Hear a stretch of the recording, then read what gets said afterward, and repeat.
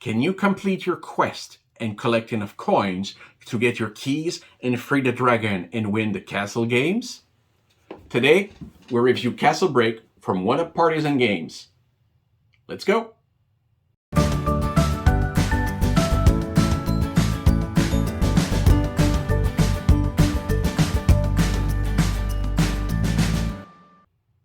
Hi, welcome to Jeux tous Azimuts, gaming in all directions.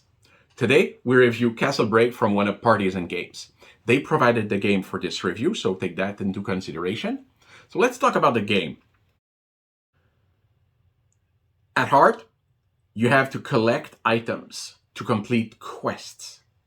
When you start the game, you get up to 6 cards in your hand, plus others that you expose like this on your side.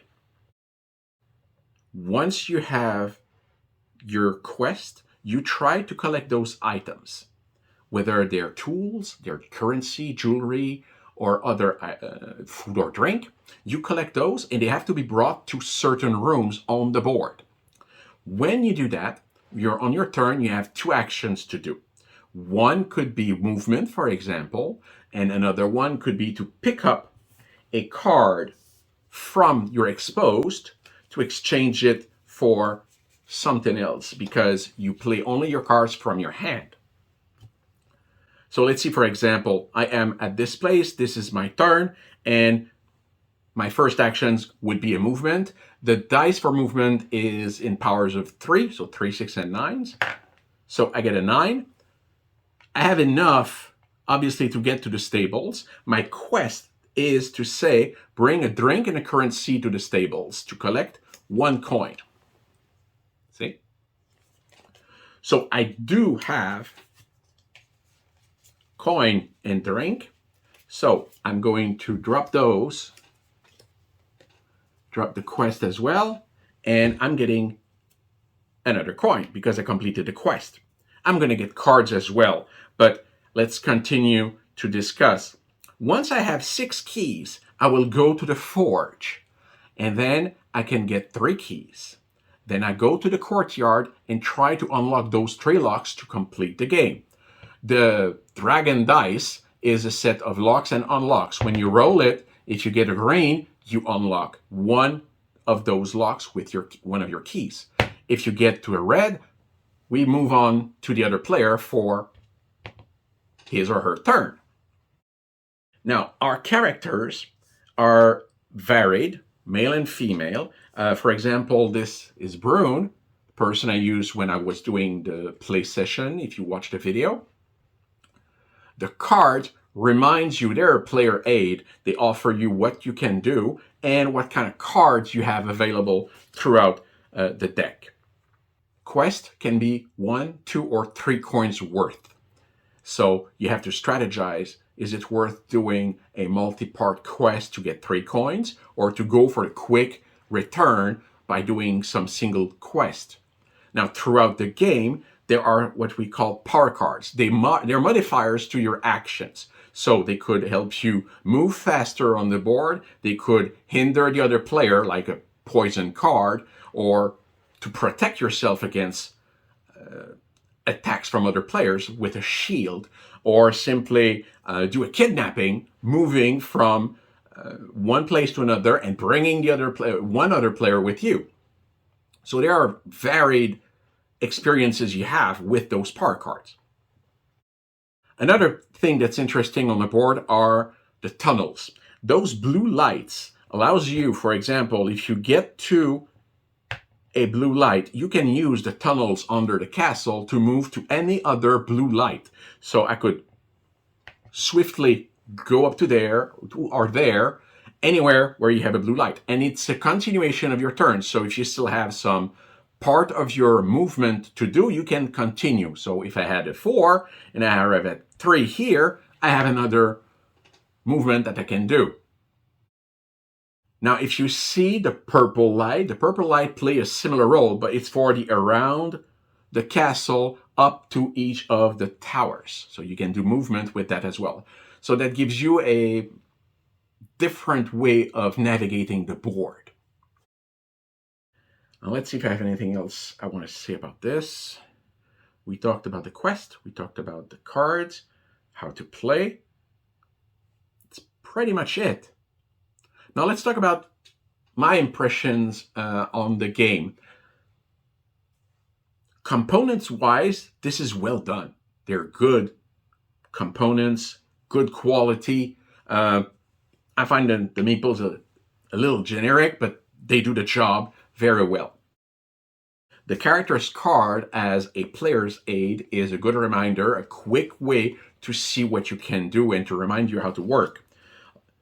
Even though the rules are simple, it's a quick way to get a reminder. The rule book, short, sweet, beautiful, well done. What do I like about this game? Well, the premise of annual games, competing kingdoms to simply earn a title, is appealing. It's a refreshing state compared to a lot of games where you kill anything that moves. I like that. The rules are simple, they're easy to grasp, and also very easy to teach. You can get someone up and running in 2 minutes. The variety of the power cards available throughout the game keep people on their toes. You never know what another player is going to play against you, which is interesting. And it brings a feeling of take that as a mechanic inside the game.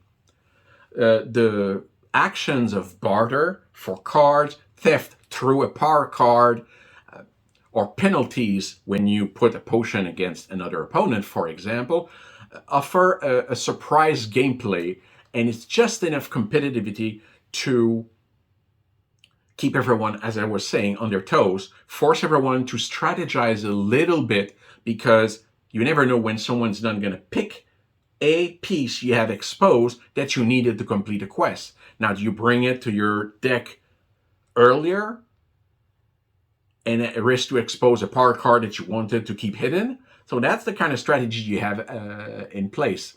The fact that you have multiple ways to move on the board is also a benefit.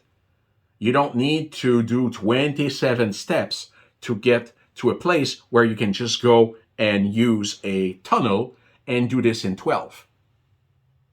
And there is a power card that multiplies the amount of steps you can do if necessary, but you don't necessarily have it all the time.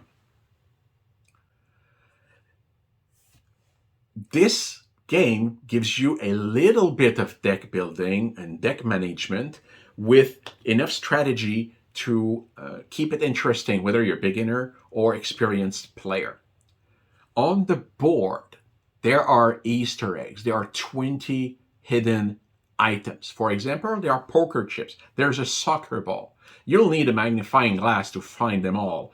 There's an address on the website to write to obtain that list. I found this a very nice touch. But again, you need a magnifying glass or better eyes. Now let's talk about items or things I'd like more of. I think that's a better way to describe than saying it's negative. No, it's something I'd like to have more. The first thing is lore. Who's Brune? What kingdom is he from? How is it that is him that was chosen? Why is Saphira here? Is she trying to prove something? It's the desire for lore is great because you have a good setup in the game. So I'd like to know more about these characters. And talking about those characters, what if they had a little bit of asymmetric power, meaning a little advantage that others don't, just like the equivalent of a permanent power card. Maybe Brune can walk through walls, or Saphira is always capable of doing one more step than any movement she's allowed to through a dice or a card. This could bring an interesting twist when you choose your character. A solo mode. I would love to have a solo mode on this. I'm sure there's a way to have cards that could allow you to hit your exposed cards the same way another player would barter with you, or steal a card, or allow you to complete quests and try to give a sense of urgency to complete, because if you don't do them fast enough, the computer player or the automaton will complete it before you. Another thing that I would love to have is different castles. There are multiple castles in these kingdoms around. What if the games were to move from castle to castle every year? Now that's a great idea for an expansion. And by the way, I have no idea if one of Parties and Games are doing anything like that. But if they do, that would be awesome. Just to have a different layout would, again, renew the game and allow you to experience it differently. Maybe there's a castle with water and there is some different ways to move with those. Now, if we want to deluxify our experience, there are a few things very quickly you could do. You don't have to, absolutely not. All the components here are fine to play and have fun. But you could replace the meeples with, your own miniatures of your favorite heroes. You could use metal coins if you want to change your currency and have a more tactile feel for it. And finally, look at this spot in the middle of the board. I envision a beautiful dragon miniature looking at any player and saying, "Come and get me." That would be awesome. But again, this is absolutely not necessary. You can experience the game as it is, and it is a good experience. I'm giving it a 4 out of 5. It's a nice player dynamic that you have for any game group, and it's a good experience for all. I consider this game a hidden gem, and it's worthy to be in your shelf. It's good for experienced and casual gamers. Everybody's going to have fun at the table. I think it deserves your attention. My name is Gilles Duval for Jeux tous azimuts, gaming in all directions. We explore games in all directions, and maybe one of them, like Castle Break, will interest you. Thank you for watching. Until next time.